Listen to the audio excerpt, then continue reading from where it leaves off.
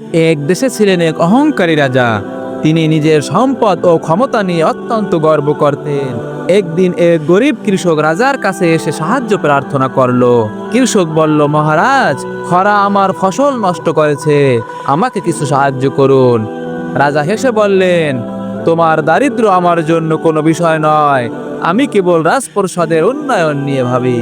কৃষক হতাশ হয়ে ফিরে গেল। কিছুদিন পর রাজ্যের প্রাকৃতিক দুর্যোগে রাজার ফসল ও ধন সম্পদ নষ্ট হয়ে গেল।